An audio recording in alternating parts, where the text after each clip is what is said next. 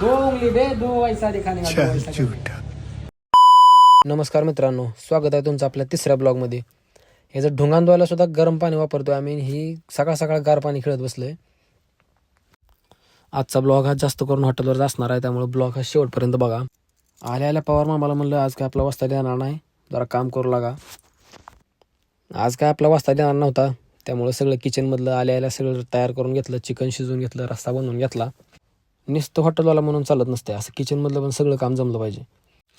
आपण कुठलं काम करायला गेलो आणि ती काम नीटनेटकं झालं आस्करी झाल्या, घेतला सकाळ सकाळ बॉट कापून. जाऊ दे आता, लागलंय म्हणून बसून चालतंय, काम करावं लागतंय. राख्याला म्हणलं रस्सा बनवलाय, म्हणलं आता मी टेस्ट करतो, माझा व्हिडिओ काढ. कैसा हो गया रस्सा? एक नंबर. राख्यानं सगळ्याला नाश्ता बनवला, शेवटी त्याला राहिला नाही खायला. बनव म्हणलं आता डबल. तेवढ्यात एक एक कस्टमर पण यायला चालू झालं. म्हणलं आता आपलं काम झालं, आता जरा पोरांना काम लावावी. यांना कामं लावली तरी ही यांचं बाहेर फोटोशूट चालू झाला आहे. काम करायला राहिलं बाजूला.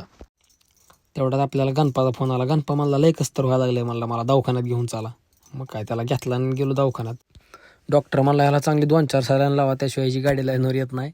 बघा आता कुठल्या अँगलनं तुम्हाला या आजारी वाटतं, आहे या आजारी असण्याची लक्षणं आहे ती एक तरी याची. तर कसा वाटला ब्लॉग मग कमेंट करून नक्की सांगा.